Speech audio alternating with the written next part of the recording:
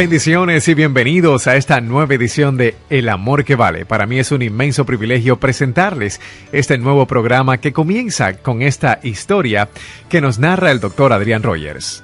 Hace años, en una gran ciudad metropolitana, se anunció la presentación de un renombrado violinista que daría un concierto tocando un muy valioso violín.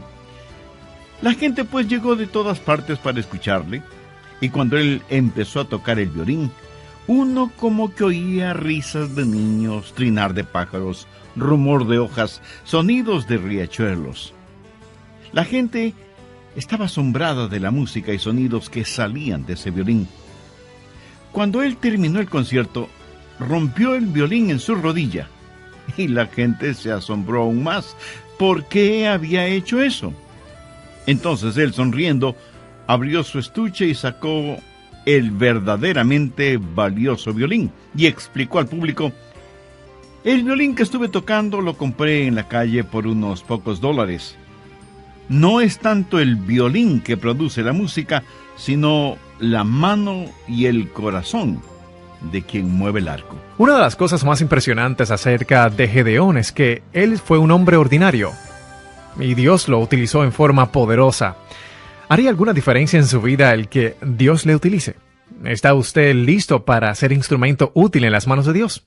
Sean bienvenidos al Amor que Vale. Hoy el doctor Adrián Rogers, en la voz del pastor Lenin de Llanón, nos presenta la primera parte de su estudio bíblico, La gente que Dios usa. Por favor, abra su Biblia en el libro de Hebreos, en el Nuevo Testamento, Hebreos 11:32.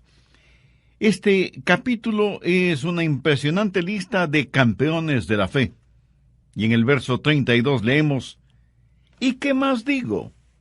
Porque el tiempo me faltaría contando de Gedeón, de Barak, de Sansón, de Jefté, de David, así como de Samuel y de los profetas, que por fe conquistaron reinos, hicieron justicia, alcanzaron promesas, taparon bocas de leones, apagaron fuegos impetuosos, evitaron filo de espada, sacaron fuerzas de debilidad, se hicieron fuertes en batalla, pusieron en fuga ejércitos extranjeros. Vamos a tomar algunos de esos nombres aquí, y hoy hablaremos de Gedeón. Una de las cosas que me impresiona acerca de Gedeón es que él fue un hombre ordinario y Dios lo utilizó en forma poderosa. Y aunque este mensaje lo he titulado La gente que Dios usa, bien podríamos llamarlo ¿Cómo ser utilizado por Dios? ¿Le gustaría que Dios le use? Quiero decir, ¿haría alguna diferencia en su vida el que Dios le utilice? En la famosa tira cómica Peanuts, o Charlie Brown, el pequeño Lino estaba molestando a Lucy y le decía: cuéntame una historia, cuéntame una historia, cuéntame una historia. Finalmente Lucy, desesperada, le dice: está bien, está bien. Había una vez un hombre que nació, vivió y murió. Y luego se cayó y siguió su camino. Y Lino comenta, como para ponerse a pensar, ¿verdad? Amigo, ¿va a ser eso verdad acerca de usted? Nacer, vivir y morir. Existir para vivir y vivir para existir. ¿Es eso todo en su vida? Escuché de un hombre llamado Willy que trabajaba para una organización. Un día Willy murió, y alguien fue a la oficina donde Willy trabajaba y dijo: me gustaría aplicar para ocupar el puesto de Willy, que él dejó vacante. Y le contestaron: Willy no dejó ningún puesto vacante. Qué triste, ¿no le parece? Y me pregunto, ¿cuántos de nosotros no dejaremos ningún puesto vacante cuando vayamos hacia la eternidad? ¿Hace alguna diferencia el que usted viva? ¿De qué sirve su vida frente a los demás? ¿Cuál es la clase de personas que Dios usa? Bien, vamos al capítulo 6 de Jueces para encontrarnos con Gedeón. Permítame darle el trasfondo de esta historia. Eran días difíciles en Israel, El diablo estaba como león rugiente y los enemigos de Dios estaban ganando victoria tras victoria. Parecía que el pueblo de Dios aparentemente había tirado la toalla. Ya no cantaban firmes y adelante. Y todo lo que trataban de hacer era permanecer con vida. Y creo que así está nuestra presente generación. Y estamos esperando milagros. Eso es lo que dijo Gedeón. ¿Dónde están los milagros de los cuales hemos oído? La presente es una generación que en verdad no espera que Dios haga milagros. Es una generación que dice: pobre Dios, ya no es lo que solía ser, ya no tiene el poder que antes tenía, ya no salva multitudes, ya no destruye ciudades, ya no pone al mundo de cabeza.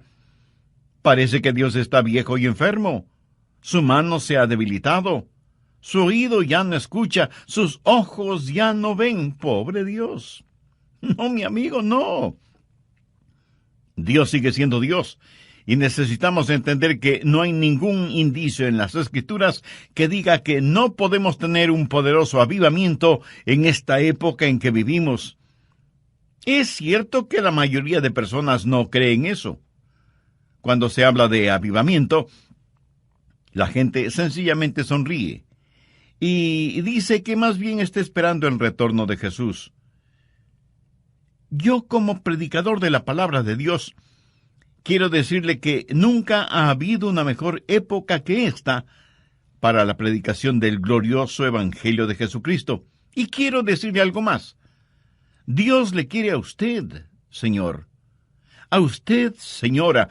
A ustedes, jovencitos y niños, Dios los quiere en medio de todo esto, porque Dios tiene un plan para su vida. Y debemos dejar de estar quejándonos y lloriqueando por estar viviendo en estos días de desafío. Jueces 6, desde el verso 11.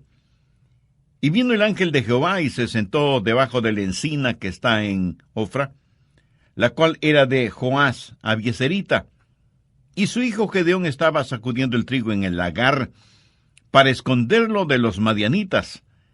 Y el ángel de Jehová se le apareció y le dijo: Jehová está contigo, varón esforzado y valiente. Estas palabras del ángel seguramente sorprendieron a Gedeón, porque él ciertamente no se consideraba ni esforzado ni valiente. La verdad es que él tenía mucho miedo por todo lo que estaba sucediendo.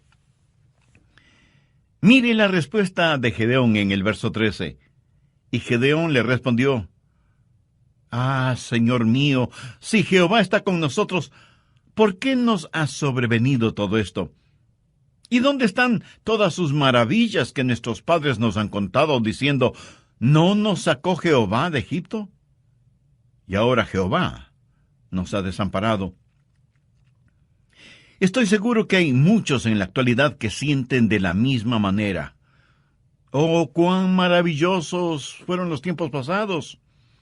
Cuando Dios se manifestaba tan poderosamente, pero ahora Dios nos ha dado las espaldas. Dios nos ha olvidado.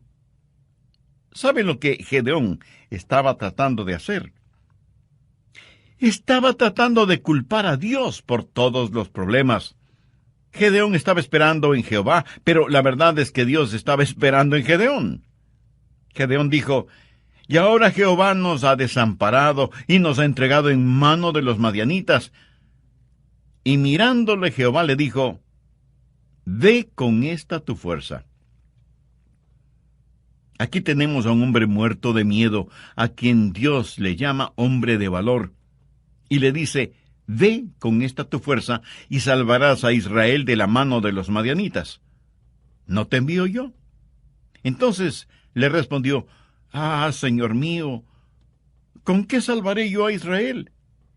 He aquí que mi familia es pobre en Manasés, y yo el menor de la casa de mi padre. Jehová le dijo: ciertamente yo estaré contigo, y derrotarás a los madianitas como a un solo hombre. En otras palabras, Dios le dijo a Gedeón: Gedeón, tengo un trabajo para ti, porque eres un hombre de valor. Pienso que Gedeón habrá respondido: Señor, ¿estás seguro que te refieres a mí?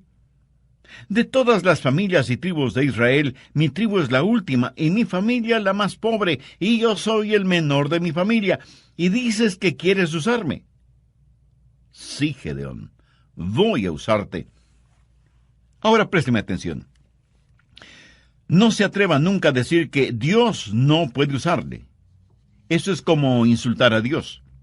Si usted es un hijo o hija de Dios, nunca se considere una persona ordinaria. Y quiero compartir con usted 5 características de la gente que Dios usa. Primero, Dios usa gente común. Jueces 6, los versos del 14 al 16. Y mirándole Jehová le dijo, ve con esta tu fuerza, y salvarás a Israel de la mano de los madianitas. ¿No te envío yo? Entonces le respondió, Señor mío, ¿con qué salvaré yo a Israel? He aquí que mi familia es pobre en Manasés, y yo el menor de la casa de mi padre. Jehová le dijo, ciertamente yo estaré contigo, y derrotarás a los madianitas como a un solo hombre. Aquí está este temeroso agricultor, pero Dios le dice que es hombre de valor. ¿Por qué? Porque Dios no veía a Gedeón como él se veía. Dios veía lo que podía hacer Gedeón con el poder de Dios. Verá, no es lo que usted es por usted mismo. Mire lo que dice Jueces 6:34. Entonces el Espíritu de Jehová vino sobre Gedeón. ¿Lo ve? En el idioma hebreo, este verso dice literalmente, el Espíritu del Señor se vistió a sí mismo con Gedeón. ¿Cómo le gustaría a usted que Dios se vistiera de usted como si fuera ropa?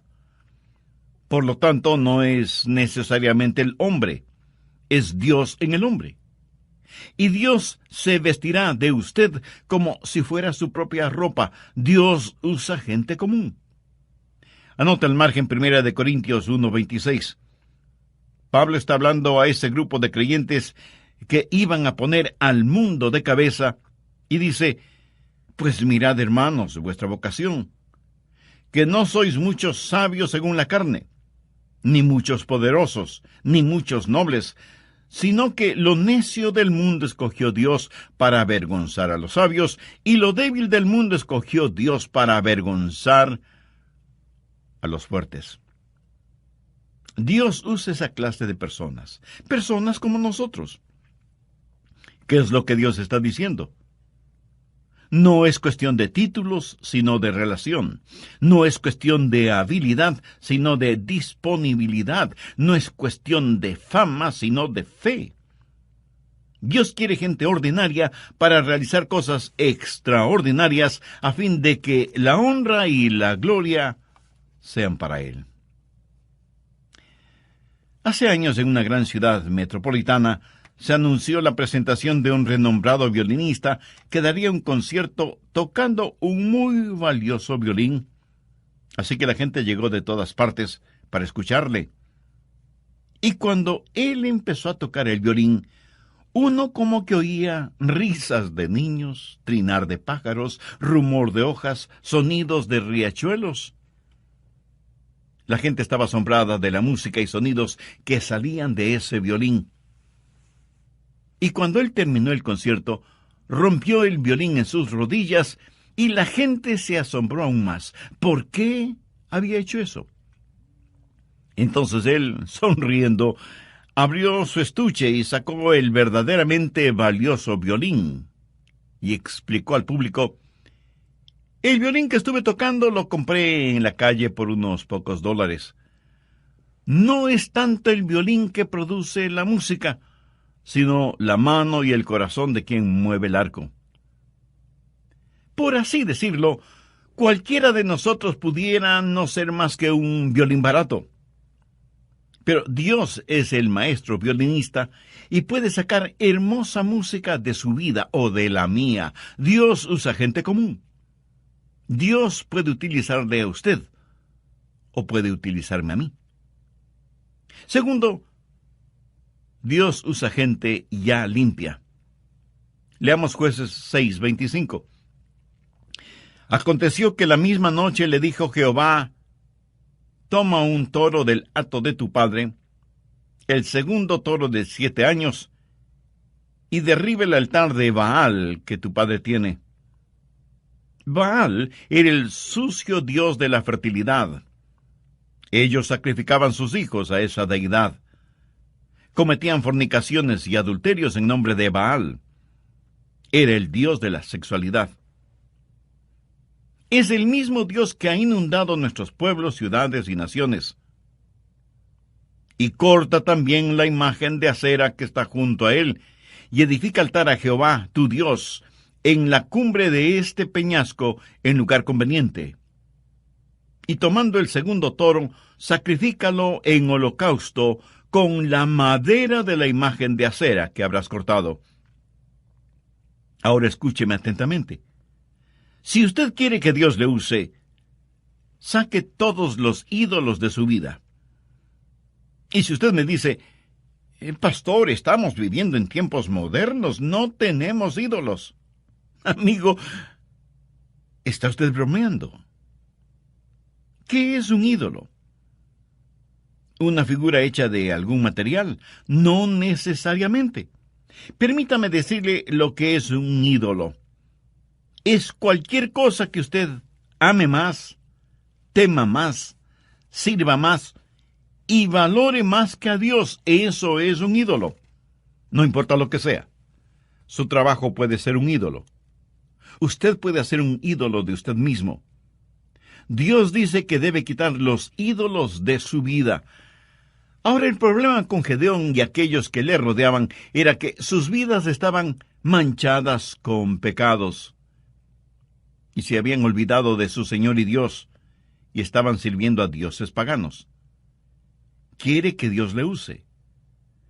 Dios no le usará si hay pecado no confesado y no arrepentido en su vida. No lo hará. ¿Quiere saber por qué Dios no le usa? Solo hágase la siguiente pregunta. ¿Tengo un corazón limpio? Los utensilios que usa el Señor deben estar limpios. Dios no nos usará si hay idolatría en nuestras vidas. ¿Es Jesucristo el número 1 en su vida? Si no lo es que usted tiene un ídolo en alguna parte. Tercero, Dios usa gente valiente. Jueces 6:12. Y el ángel de Jehová se le apareció y le dijo: Jehová está contigo, varón esforzado y valiente. No solo que Dios iba a utilizar a Gedeón, sino que le daría rango militar, general.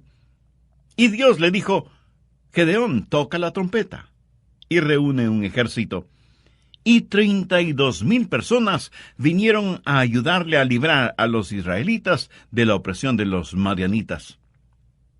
Vamos ahora a Jueces 7, los versos 2 y 3.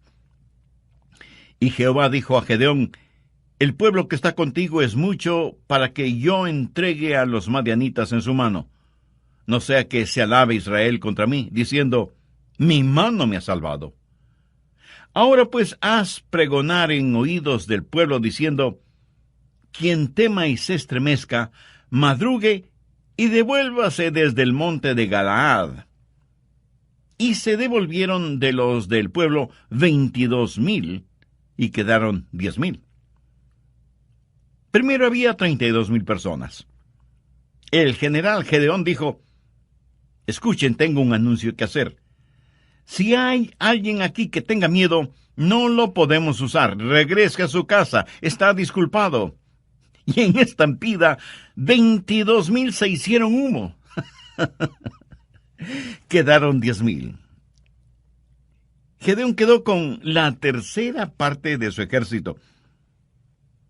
Ahora, como entonces, si usted es un cobarde, Dios no le puede utilizar. Dios está buscando hombres esforzados y valientes. Dios no se impresiona con el número de miembros en una iglesia. Dios busca almas osadas, valientes, que no serán intimidadas. Amigo, Los números no impresionan a Dios. Muchos orgullosamente dicen, nuestra congregación está creciendo. ¿Y qué? Los cementerios también crecen. Dios dice que si usted tiene temor, en español simple eso quiere decir, si usted es un cobarde, no puede utilizarle. ¿Por qué? Porque el temor y el miedo es infeccioso. Pero este punto lo estudiaremos a profundidad en nuestro próximo programa. No quiero finalizar hoy sin antes preguntarle, ¿está siendo usted utilizado por Dios? ¿Hay la disponibilidad de su parte para que Dios haga su voluntad en su vida? Reconozco que estas preguntas no tendrán ningún sentido para usted si es que usted no tiene una relación personal con el Señor Jesucristo. ¿Qué significa tener una relación personal con Él? Significa creer en Él, no solo en forma intelectual, sino confiar en Él y recibirle como el único Salvador y Señor. Significa que usted se reconoce como pecador y con genuino arrepentimiento le pide perdón a Dios en los méritos de lo que el Señor Jesucristo hizo por usted en la cruz del Calvario. Derramó su sangre y dio su propia vida para pagar la deuda de los pecados cometidos por usted. Significa que usted le entregue el control de su vida para que Él se manifieste por su intermedio. Significa que usted podrá decir, como dijo el apóstol Pablo, no vivo ya yo, sino que Cristo vive en mí. Significa que todo esto usted lo hace y lo agradece en el nombre de Jesús. Si usted hizo esa decisión espiritual aceptando a Cristo como su Salvador y Señor, y lo hizo con sincera fe y profunda convicción, le puedo asegurar, basado en las promesas de la palabra de Dios, que sus pecados ya le han sido perdonados y que su nombre ya está registrado en el libro de vida del Cordero.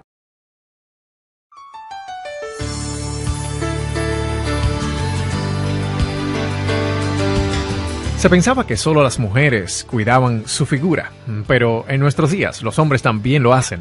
Es interesante el ver cuán cuidadosos somos con lo que tiene que ver con nuestra imagen, con lo externo, con las apariencias, pero cuán descuidados somos con nuestro interior, el ser espiritual. Si lo pudiéramos eliminar, ya lo habríamos hecho. Debemos ser muy cuidadosos y no jactarnos de que no hay nada de qué temer. Hay un diablo malévolo, cruel, engañador, que está tratando siempre de sabotear nuestras vidas.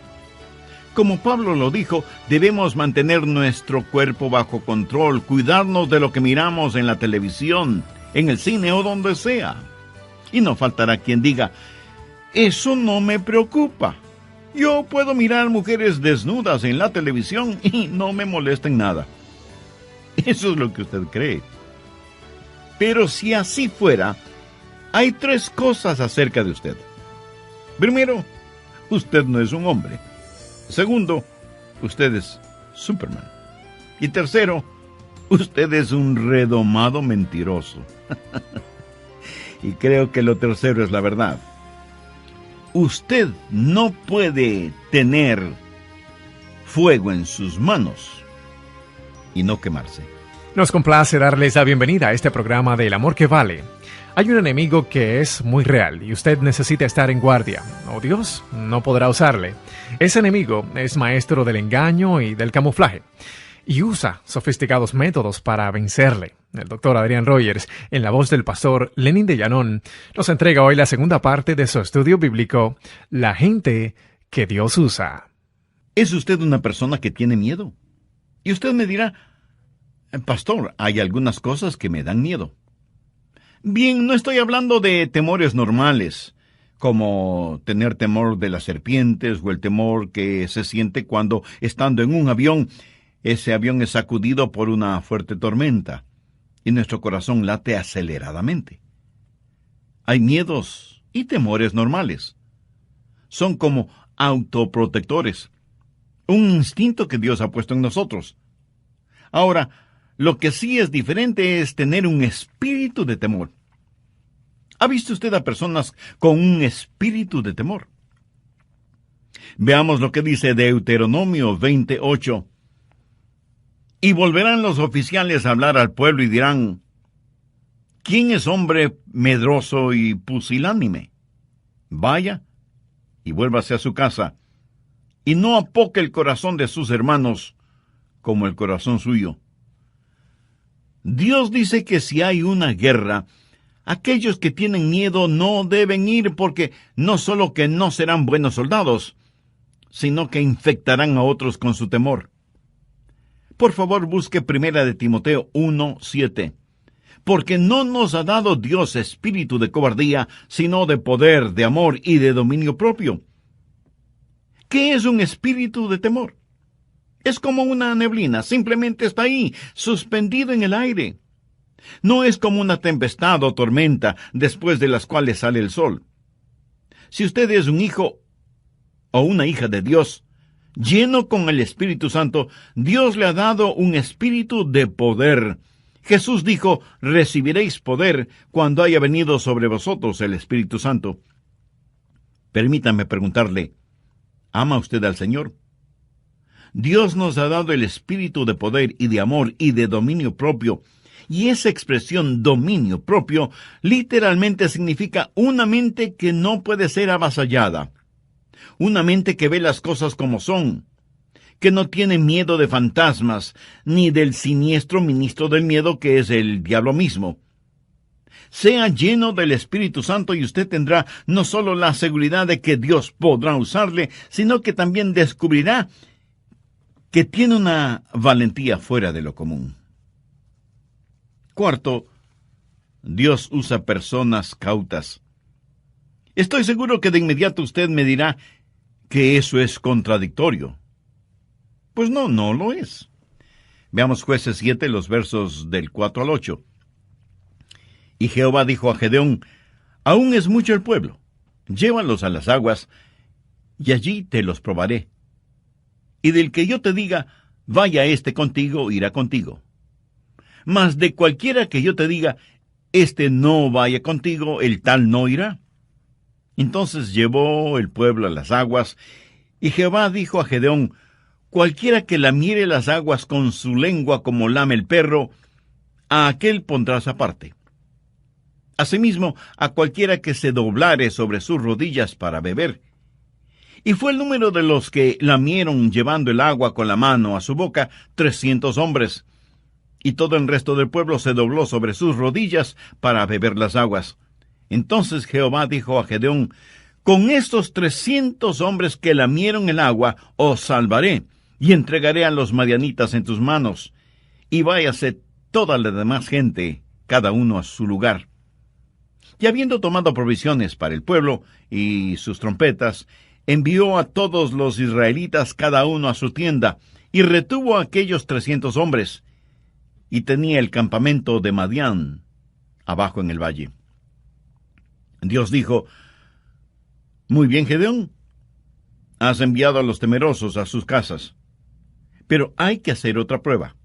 Trae a tu gente junto a la fuente de Arod, y diles que beban. Este valle es muy caliente. Yo he estado en ese valle y junto a esa fuente. Gedeón siguió las instrucciones de Dios y trajo a sus hombres para que tomaran agua. Algunos de ellos se agacharon y pusieron sus bocas en el agua de la fuente, empezando a succionar el agua. ¿Puede usted imaginarse lo vulnerable que se vuelve un hombre frente a su enemigo cuando está en esa posición?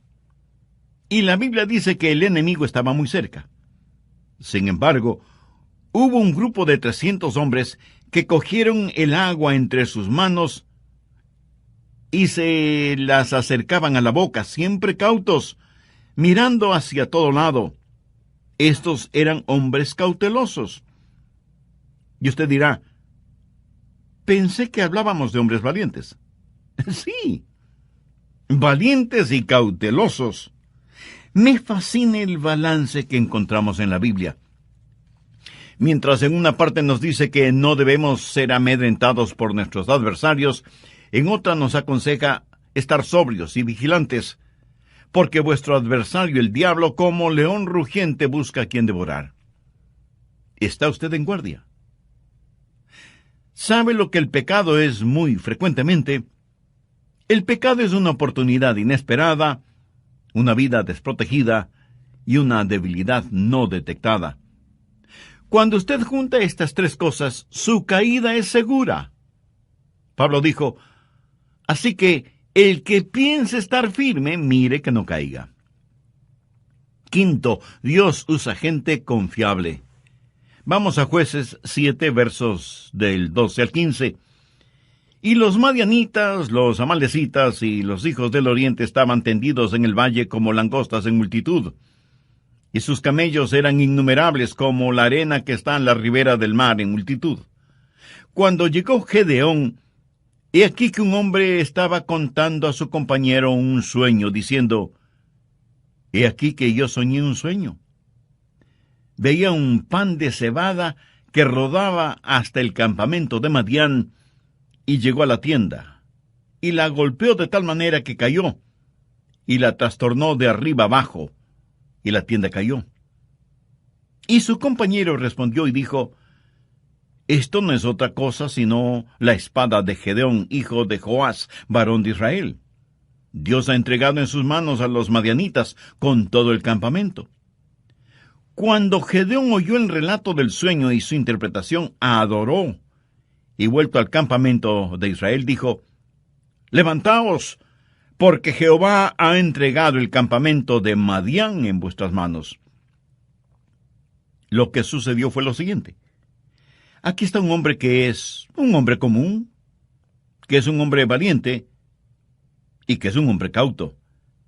Pero ahora necesita ser un hombre lleno de confianza y confiable.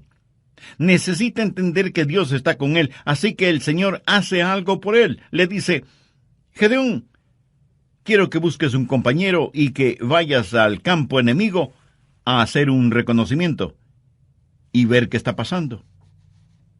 Gedeón va, logra pasar la guardia y se infiltra en el campamento madianita. Se acerca a una carpa o tienda de campaña y escucha a dos personas conversando. La una le dice a la otra, anoche tuve un sueño terrible.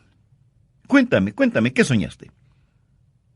Vi un gran pan de cebada que venía rodando por la colina y se estrelló contra la tienda de campaña y todo se vino al suelo. Imagínate, un pan de cebada haciendo semejante destrucción.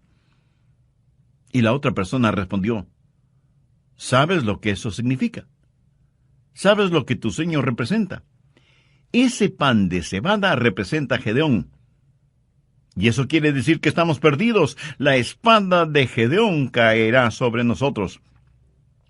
Ahora, recuerde que Gedeón está oyendo todo esto. Y quiero que piensen lo siguiente. En esos tiempos el pan de cebada era el pan más pobre que uno podía conseguir. No era pan de trigo, enriquecido con 12 o más vitaminas. Era el pan pobre para los pobres. Y en el sueño, ese pan de cebada viene rodando por la colina y destruye el campamento.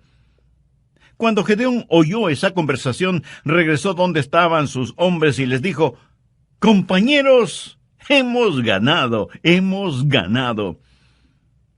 Déjeme decirle algo. Hay un temor en el infierno acerca de usted. Y usted dice, ¿acerca de mí? Pero si solo soy un pan de cebada. Precisamente ese es el punto. El diablo espera que usted nunca entienda quién es usted y qué es lo que tiene en el Señor Jesucristo. Y cuando usted dice que solo es un pan de cebada, eso es cierto, pero escúcheme. He visto a gente demasiado importante según su propia opinión, que Dios no ha utilizado. Y he visto a gente que se consideraba pan de cebada siendo utilizada poderosamente por Dios. Dios quiere tomar gente ordinaria para realizar cosas extraordinarias. Por eso usted debe asegurarse de que su corazón está limpio y usted esté lleno del Espíritu. Un tigre y un león se encontraron junto a un lago para beber agua. El tigre le preguntó al león, ¿por qué te pasas rugiendo como un verdadero necio? Y el león le contestó con un brillo de astucia en sus ojos, amigo, eso no es necedad. Me llaman el rey de la selva porque me hago buena propaganda. Un conejito escuchó esta conversación y corrió como un rayo hacia su madriguera. Él pensó en imitar el plan de león, pero cuando quiso rugir, lo único que salió de su garganta fue un débil gritito. Un zorro que pasaba por ahí ese momento oyó ese gritito, se acercó a la madriguera para investigar y terminó comiendo un sabroso fricasé de conejo. Moraleja: cuando usted quiere hacerse propaganda, asegúrese de que tiene los atributos necesarios. Escuche, usted tendrá los atributos necesarios si su corazón está limpio y está lleno con el Espíritu Santo. Bien pudiera ser que usted sea solo un pan de cebada, pero Dios quiere usarle. El verdadero temor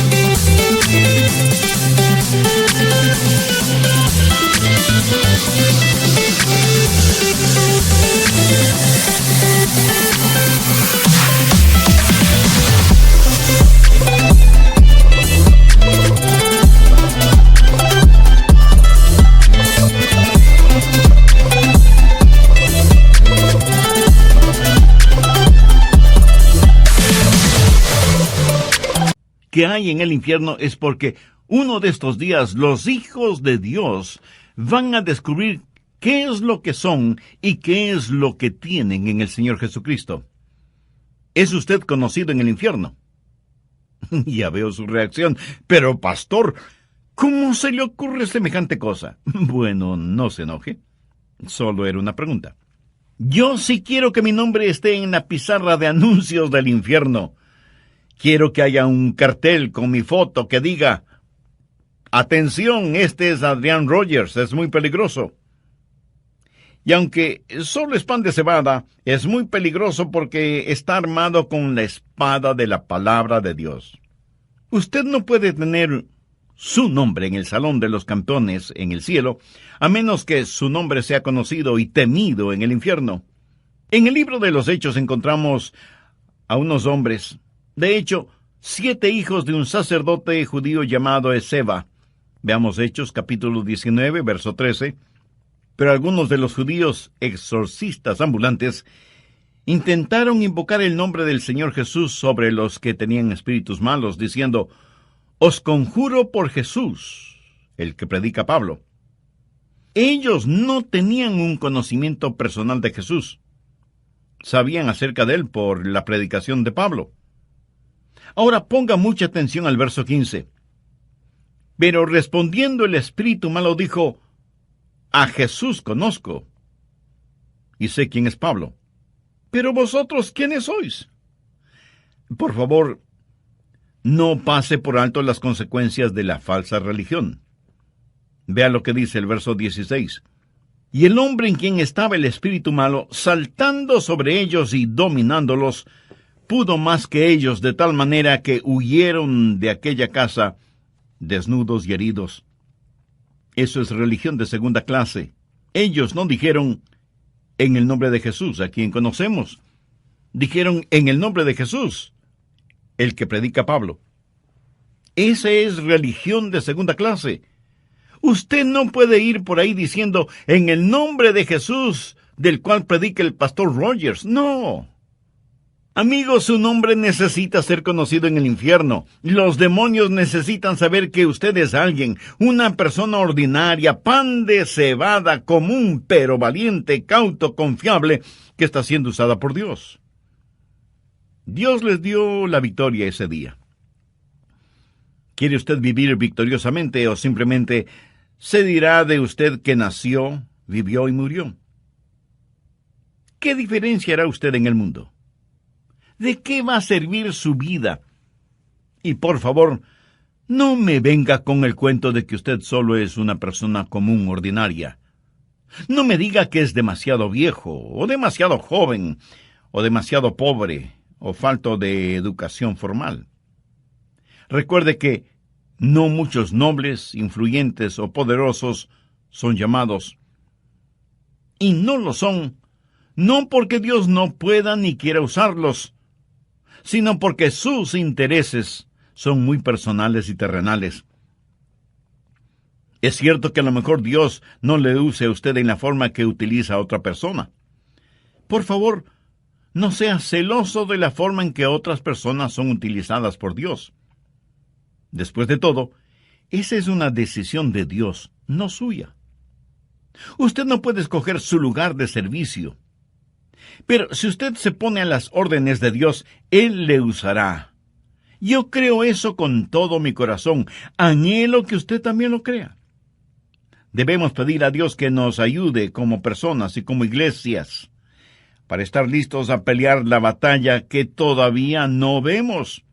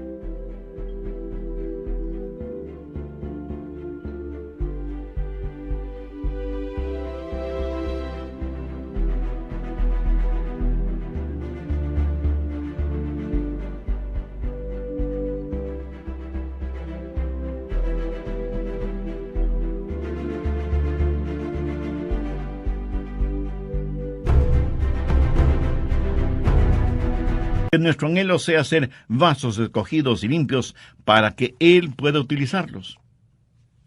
Amigo, antes de que Dios pueda utilizarle, usted tiene que conocer a Cristo como su Salvador y Señor en forma personal. Todos somos pecadores. Pecadores por nacimiento, por naturaleza, por voluntad y por práctica.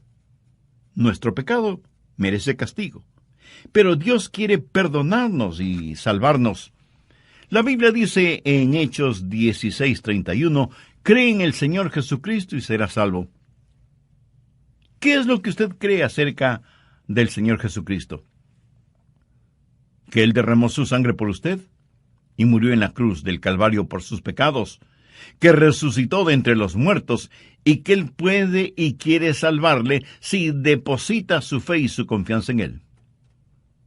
Si usted quiere recibir a Cristo en su vida, le invito a que ore conmigo la siguiente sencilla oración. Dígala con sus propias palabras, en voz alta o baja, o en la intimidad de su corazón, pero dígalas honestamente, con convicción. Querido Dios, soy un pecador y estoy perdido espiritualmente.